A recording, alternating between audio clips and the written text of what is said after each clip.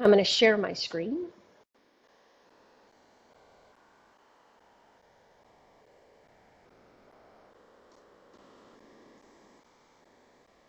All right. All right, so today we are going to be talking about skeletal muscle and why it's so important to overall health. And everybody, please remember, I'm not a medical doctor.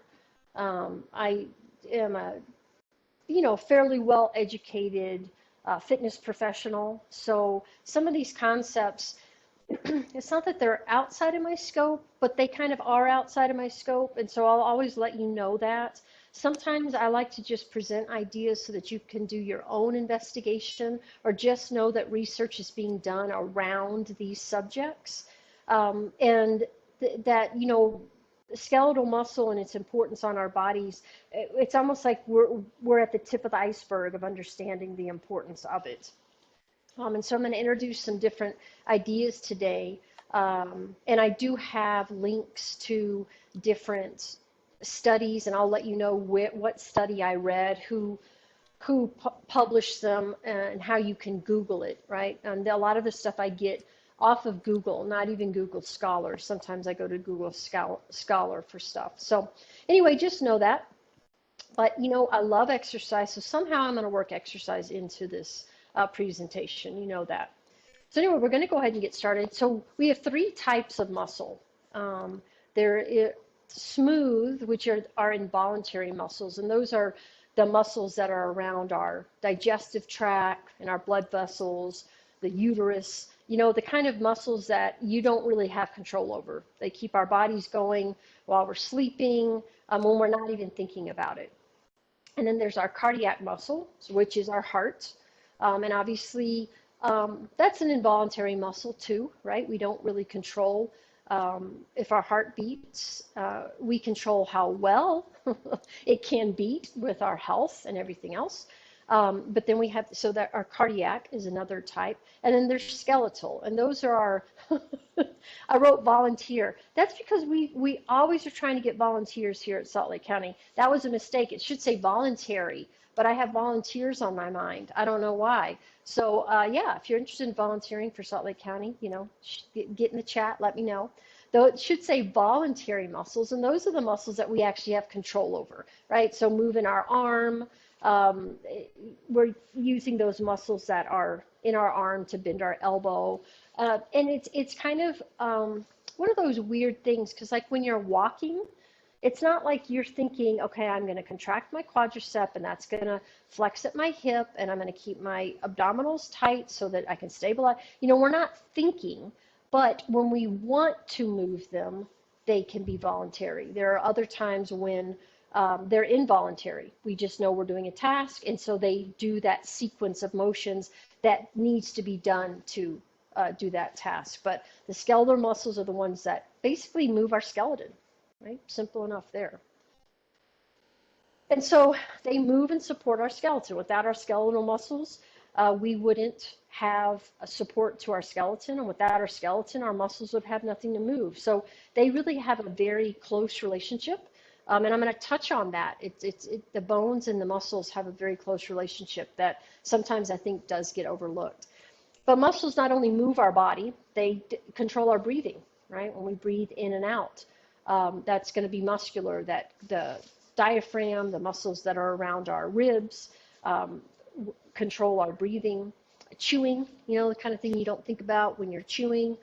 Which is super important, right? If you want to get food, unless you're on a liquid diet for some reason.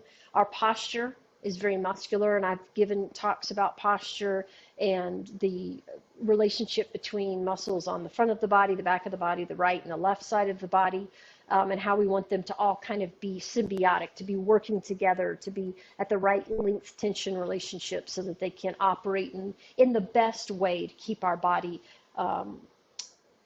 balanced between the front and the back and the right and the left. Our skeletal muscles provide a lot of joint protection. So when we're moving or swinging our arms or, bending or straightening at our knee or hip, it's a muscle that helps to control regulate the amount of movement that's at those joints. And yes, our ligaments, the ligaments tie the bones together. and the joints, I mean, they tie the bones together, but the joints are, move those bones. And so, yes, the ligaments do play a role, but really our muscles play a huge role in protecting those joints. So if you're one of those people who's hypermobile, let's say that you've always been really, really flexible, that's what we'll call hypermobile, your muscles aren't as capable of protecting your joint because they have so much range of motion that sometimes you can hyperextend at your knee or your hip or other things. Whereas if you have really, really tight muscles, you might not get the mobility that you want out of that joint. And usually we fall into one of those two categories. We're usually a little tighter than we want to be or a little looser than we want to be. And there's things you can do to regulate those two things.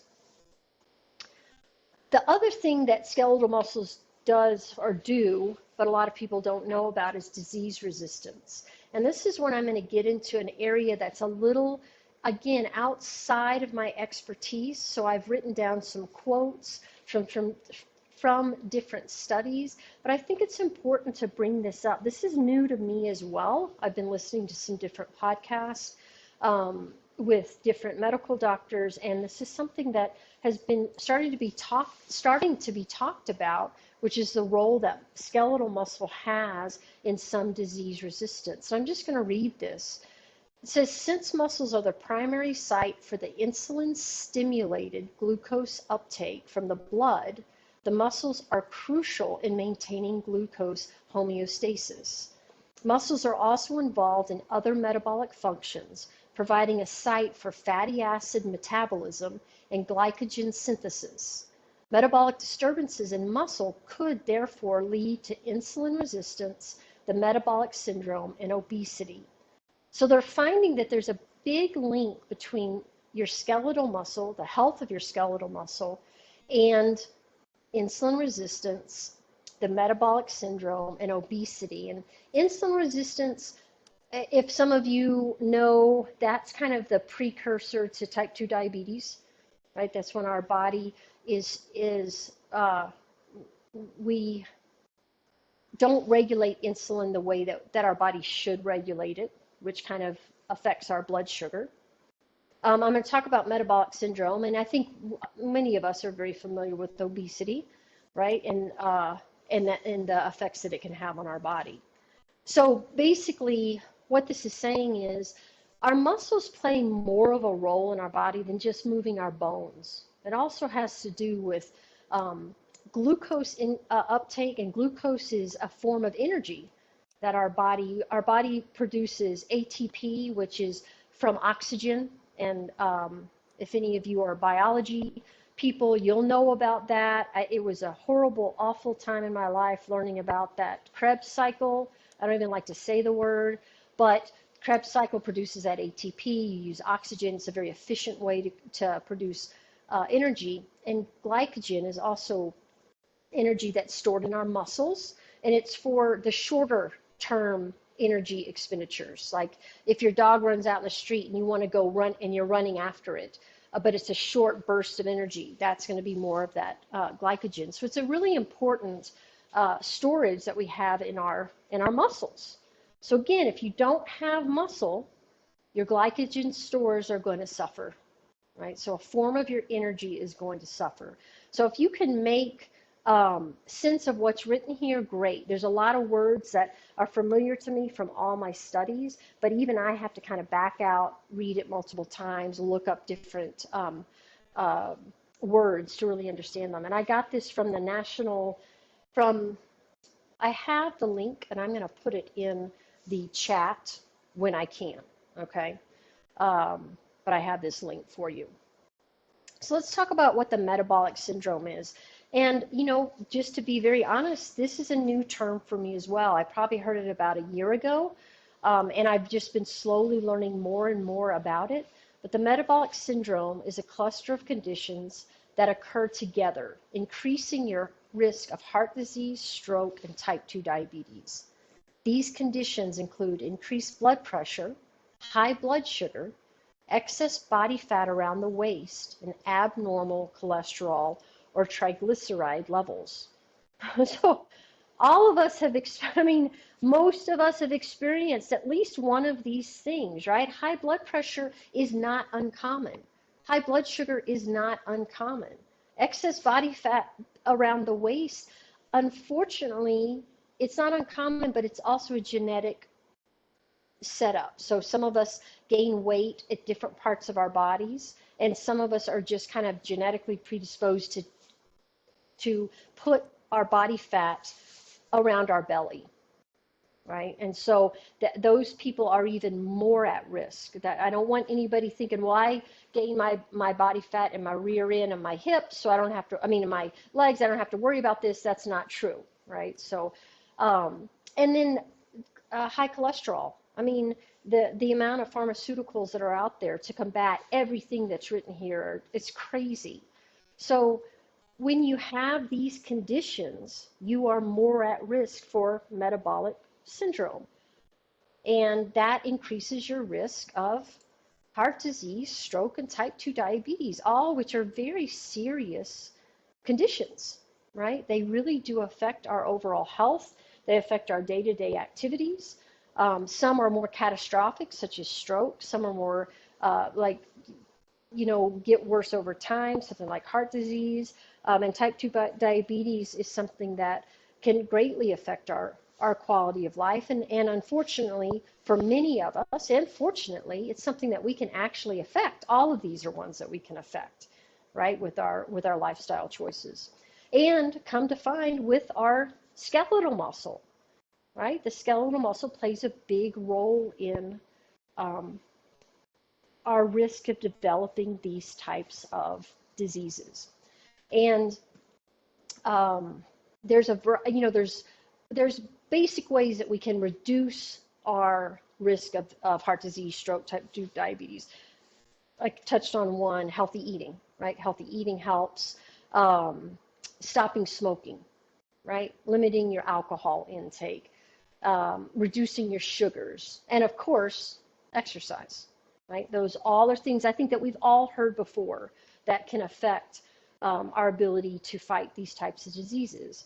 But it's the link that I find very interesting is, yes, I want you to exercise, but now there's even more of a reason or a focus of exercise, because knowing that the muscle on our body plays a role in our ability to fight these diseases makes me want to exercise to generate muscle, not just exercise because people are telling me to exercise. It kind of gives a little bit more value to exercise. And so these webinars, as many of you know, are really specific to the older adults, right? That's when we created this Healthy at Home, was during COVID, and to kind of reach out to our older adults in Salt Lake County. And so I'm going to touch on specifically older adults and skeletal muscle, and why is it something that is different, or what, as older adults, should we be ultra vigilant about with our skeletal muscle development. And I'm going to introduce a term, or some of you might be familiar with this term. It's called Scarpopinia. Scarpopinia. And I've talked about it before in different settings, different webinars. And again, I'm just going to read this. Sometimes definitions are just easier, right? Scarpopinia is a progressive and generalized skeletal muscle disorder involving the accelerated loss of muscle mass and function that is associated with increased adverse outcomes, including falls, functional decline, frailty, and mortality. And that was from the Lancet, so the Lancet.com. And why sarcopenia is something that we see in older adults. And I want to clarify, many of you know that as we age, and I think the loss of muscle mass starts in our 30s, and if not the 30s, it's definitely the 40s, that we start to gradually lose muscle. That's just part of the aging process. And we can mitigate that muscle loss through movement, through resistance training, through cardiovascular training. So it's not like it's this dive, right, when we hit 40 that our body just sheds muscle, or it just starts to degenerate rapidly. But knowing that there is that decline, if we find ourselves sedentary, especially as we get older, the loss of muscle goes much quicker. I don't know if any of you have ever broken a bone or really injured a joint to where you had to be immobile and noticed how quickly your muscle atrophied. And that means that your muscle withered, right? And you'll see people who've had shoulder surgery and the shoulder that the surgery was performed on, that muscle is gone, or at least much smaller than the muscle on the arm that's still moving. And of course, this is much more noticeable in athletes because a lot of times some athletes have bigger muscles, so you can see the difference between the two sides. But as we age, if we find ourselves becoming more and more sedentary, we are going to find that decrease in muscle mass accelerate, and that's sarcopenia. So hopefully that makes sense. That's the difference, and that's why it's really focused on the older adult, because the older adult, as we have found, does become more sedentary, and then we have that rapid decrease in muscle mass. Then we see that sarcopenia. But what really matters is with sarcopenia, with that decrease in our skeletal muscle, we have a decrease in our ability to move our skeleton, in our ability to function, in our ability to fight metabolic syndrome, and our ability to fight these different diseases that are around, right? High blood pressure, high cholesterol, high blood sugar, right? All those things that we're all very familiar with. And then we kind of trip into this cycle, this negative cycle that happens where maybe we have become less strong or weaker, I guess is a better way to say it. We've lost muscle mass, so we feel a bit more uneasy, we don't feel as stable. So we don't want to fall, right? Because we've all heard about falling. Let me tell you something. We fall. People fall. I fall. It's not, we don't want to fall, but really what we want to be able to do is fall and not get hurt, right? Bruise. You can fall and bruise, just don't fall and break. So, but because we're so fearful of falling, we stop moving. And guess what that does? It accelerates the muscle mass loss, which actually increases our chances of falling, which increases our chance to not move. So it's this really vicious cycle. And there's a name to it. I didn't write it down, but there's an official name to that whole cycle. And then you might even become so decreased in your muscle mass that you fall into that frailty category. And I think for a long time, people just equated older adults with frailty. And that's no longer the truth. Just because you're an older adult doesn't mean you're frail. It just means you're older, right? Which is a wonderful thing about the new generation of older adults. And the old generation, it wasn't their fault. We didn't know a lot of this stuff. So that is why we want to really avoid sarcopenia. And of course, how do you think we're going to avoid sarcopenia? This is my favorite side. Movement and exercise. There you go. I told you I'd work it in. That's how we fight sarcopenia, is we move our bodies. And I'm going to have to say the E word, which is exercise. We do have to exercise. And remember that movement is what we do in our home. When we're walking around, when we're going to the grocery store, when we go to Costco. I'm just turning my heat down just a little bit. When we walk with a friend in the mall, when we walk around our neighborhood, kind of leisurely, talking about our day, that's movement. And movement is super important. Think of movement as the bottom of a really important pyramid of health. We want to move. Exercise is one step on top of that, which means it's a focused time of movement. You've decided you're going to go out and move for 30 minutes, and talking to your friend isn't the focus. The focus is getting as far as you can during that 30 minutes, or playing as many games of tennis as you can in that hour, or lifting weights. for that focused period. That's the difference. And I think it's sometimes hard for people to understand that movement is incredibly important. And you are way ahead of a lot of people if you have an active lifestyle. But please don't think just because you move around your house and you get up and you go and you wash your dishes and you clean your toilet, that counts as exercise. It doesn't. But it counts for a ton, right? And it's definitely a stepping stone to exercise. You can't have exercise without movement. So if you're like, well, I don't exercise and I don't move, well, then your first step is movement, and then you can progress to exercise. So we're going to talk about exercise and movement here for a second. In order to build muscle and to build strength, we have to overload our muscles. And remember, this presentation is about skeletal muscle. That's what we're wanting to put on our bodies or keep on our bodies as we age so that we can be mobile, we can be independent, and we can fight disease so that we can be more resilient to different diseases, metabolic syndrome being one of them. But remember, to build muscle, you have to overload your muscles. And this is the part that people don't like. And I can draw an analogy to this in lots of different parts of our life. When you're bettering yourself, whether it be through education or whether it be through your physical, there's a certain amount of discomfort that you have to go through. If you've ever been to therapy and you're working through a block in your life, something that you really need to work through, it's painful. But the rewards that you get on the other side are unbelievable. And it's the same thing with exercise.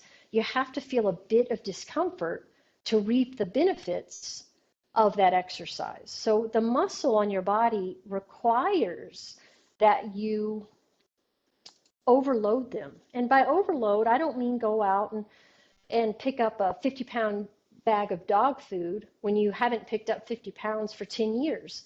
But I'm saying that if you start off with the 1 pound pink weights, you need to progress to the 2 pound blue weights, and then 3 pounds, and the 4 pounds, and the 5 pounds, because most things in life weigh more than 5 pounds. And if you can do 35 repetitions with your weight without even thinking about it, it's not heavy enough. We should be feeling the weight at about repetition 8. And when I say feeling the weight, again, I don't mean strain. I don't mean red in the face, puke in the garbage can type of strain. I mean, but you can feel it. It's heavy. Maybe you have to think about it a little bit. And again, remember the distinction between active lifestyle and exercise-filled lifestyle is focus, that you're focusing on that exercise. So that's one of the things that even as an older adult, you have to overload those muscles. And so if I were still working with private clients and they were older adults, I would still push them to that point. And they might be sore the next day, and it might be uncomfortable. But usually growth, whether it be spiritual or physical or intellectual, occurs when we're in that discomfort zone, when things are uncomfortable for us. Exercise is no different, right? So we have to do that. So for those of you who are like, well, I exercise, I got my little weights and I do my 35 reps and life's good, you are ahead of the game. There is no doubt. Don't stop doing that. But if you can, add a little weight to that. Do it safely and slowly. Y'all have heard me talk about tortoise goals. The tortoise and the hare. We're not the hare. We're no longer the hare. We are the tortoise. The tortoise is the smart one. That's what we're going with, slow and steady. That's what wins the race. So what kind of exercises build strength and muscle mass? And the easy answer is any kind of exercise, right? Any kind of movement even, right? Even if you're choosing between being sedentary and having an active lifestyle, again, that active lifestyle is so much better than the sedentary lifestyle. Even if that means you're going from sitting for 8 hours to sitting for 4 hours and standing for 4 hours, even that is going to build strength. But any kind of exercise, it can be cardiovascular. That's anything that increases your heart rate. And when we increase our heart rate, that could be through anything. That could be through running or swimming or biking. It could also be through lifting weights. It could be through circuit training, right? There's lots of ways to increase our heart rate. It could be through yoga, right? So yoga builds strength. It's body weight strength, right? You're using your body weight as the as a weight. And I'm sure some of you out there have heard the different types of yoga. There's some yoga that you're doing a yoga flow where you're moving at a quicker pace. You're not just holding poses. That could be considered more of a cardiovascular exercise. And then there is specifically weight training or resistance training. Weight training and resistance training are the same thing. It just means that you are adding weight to your muscle, you're overloading those muscles. So it can be with a band, it can be with dumbbells, it can be with barbells. It can be with water bottles, but again, the only thing that weighs as much as a water bottle is a water bottle, right? Not a lot of other things weigh that little except that water bottle. But it's a good start. So basically, any sort of exercise. You start off with something, right? That is going to help you build that skeletal muscle that we really want to have on our body. And when I talk about skeletal muscle on our body, I'm not saying you got to look like a bodybuilder. I'm not even saying that you have to have muscle tone, right? I don't need to see definition. That doesn't equate to having healthy muscle. Healthy muscle is you are functional, you're able to lift things, you're able to stand up straight. Assuming that you don't have scoliosis or some other curvature of the spine, that's different. Or if you've been in an accident where you've had fused, I'm talking about you're standing up as straight as your body will allow. That is strength. That is good muscle tone. And I think sometimes people confuse that as well. So I like to have a lot of muscle on my body. I like the way muscle looks. Not everybody does. You don't have to have ripply muscles to be strong, but you do have to have muscles to be strong. In fact, you'll see power lifters, right? Power lifters are the ones that lift the Olympic power lifters. They're usually bigger people. They usually have a little bit more body fat. They're not defined like a sprinter. But they still have muscle mass on them. So you don't have to have these big old muscles to have good muscle mass. And we can talk about different, I didn't really want to get specifically into types of exercise, but beyond that cardiovascular and weight training. But I do give regular webinars on those types of exercises. So we can get into it on the next webinar, or if you have questions, you can always put them in the chat or ask after, because we're going to have time today. This isn't a super long presentation.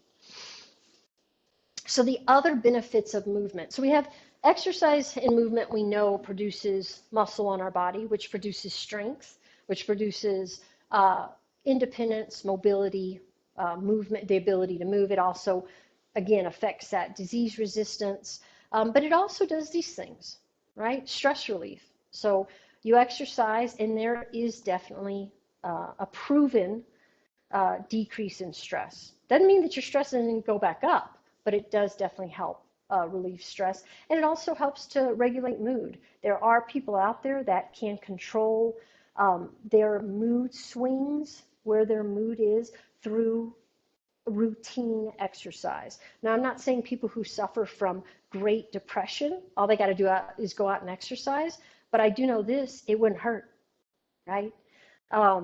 Maybe they do need to be on pharmaceuticals for the depression, but part of that, their package that they should be working on should include exercise for that mood regulation. Resilience to hardship. Exercise helps you realize that you can do this. This is something you can do. You can lift that bag. You can lift that cast iron skillet. You can reach overhead to grab those plates and take them down. It teaches you that, which just gives you more resilience, because life is always handing you something that seems overwhelming. And it gives you this physical confidence and also emotional confidence, mental confidence, that you can indeed do things. And it also helps you know what's your bandwidth. You know what? I know I can lift 40 pounds, but I can't lift 60. And I'm not going to lift 60 because that's going to hurt me. But I know I can lift 40. And if I want to lift 60, I need to train to where I can lift 60. And guess what? 60 and 70-year-olds, you can lift 60 pounds, but you got to train to do it. And I'm not saying 80 and 90-year-olds can't. That's been proven too, right? Muscle mass can be built on, they have studies as people as old as 90 working out and being able to increase their strength. It also reduces our body fat. And I want to point out that I didn't say lose weight. That's one of my least favorite terms now, is lose weight. What we want to do is reduce our body fat.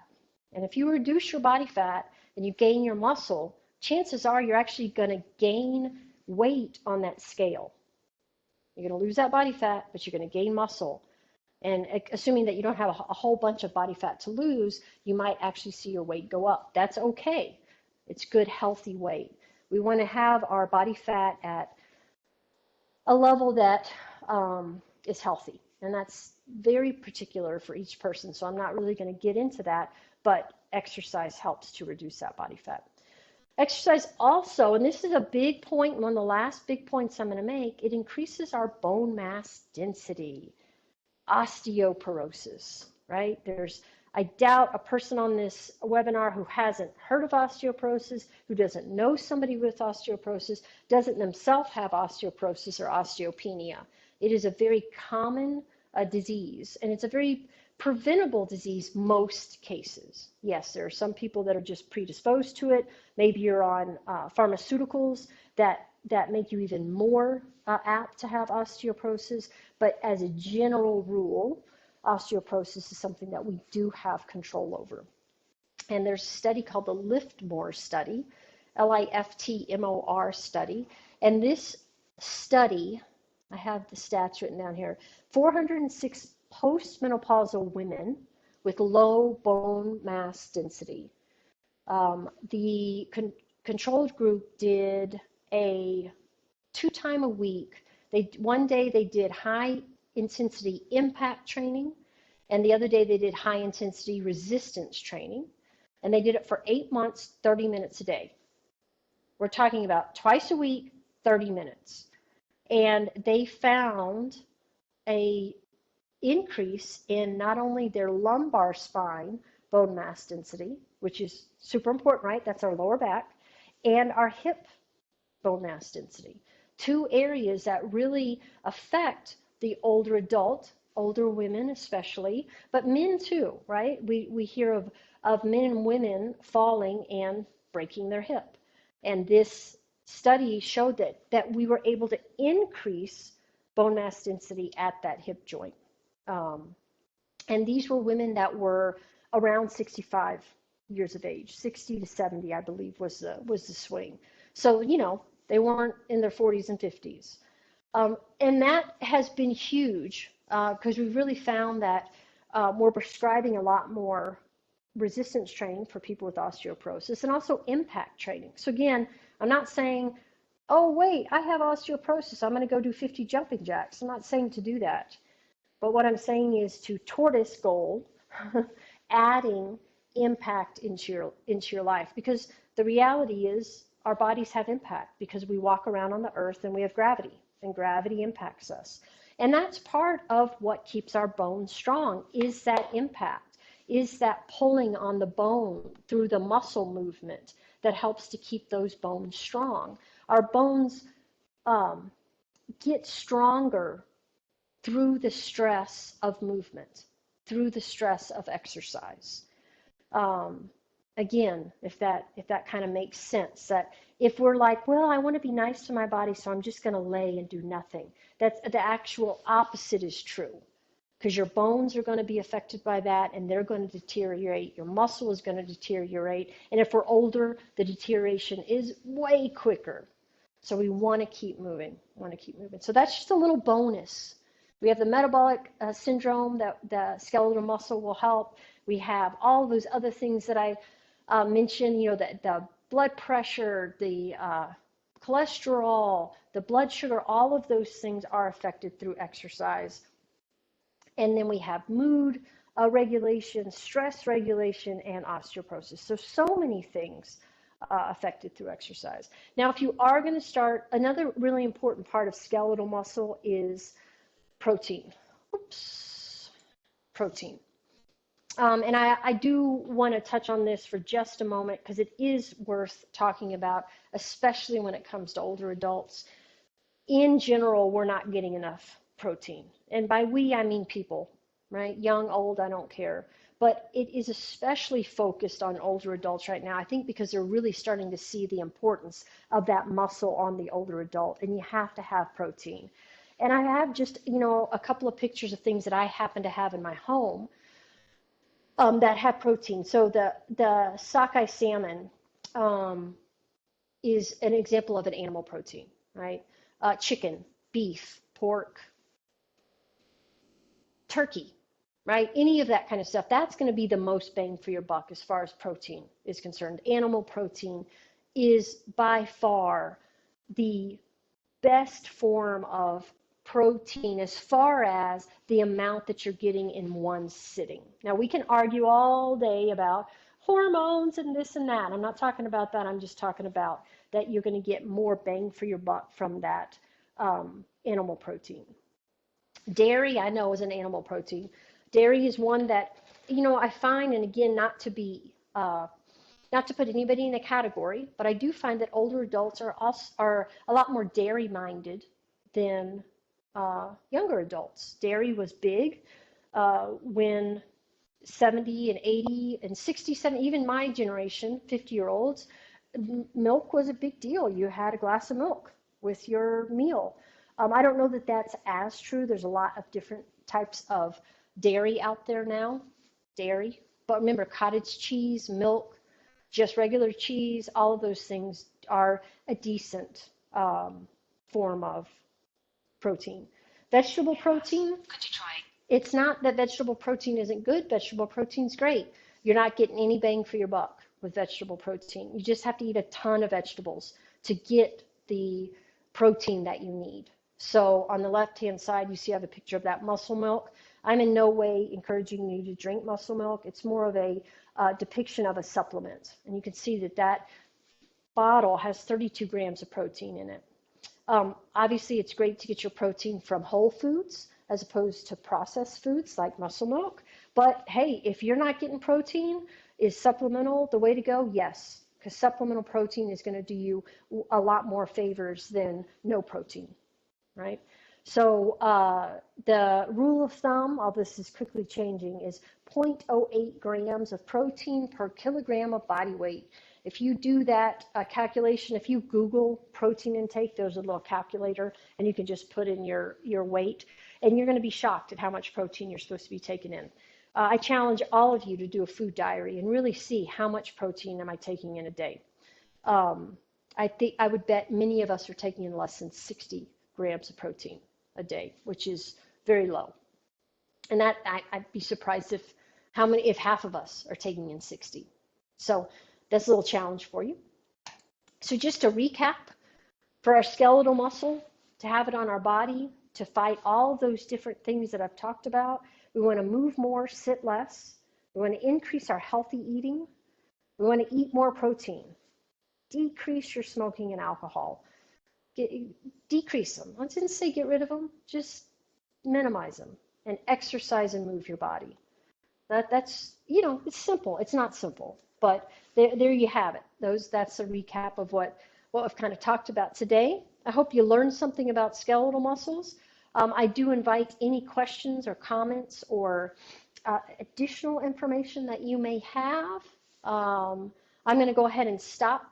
I'm going to stop sharing my screen because I have to, and then I will put some of the links to the studies that I used in the chat while we're chatting, if anybody's interested. So if you have a question or a comment, please unmute yourself or put it in the chat. Let me see, I'll open the chat up and just see.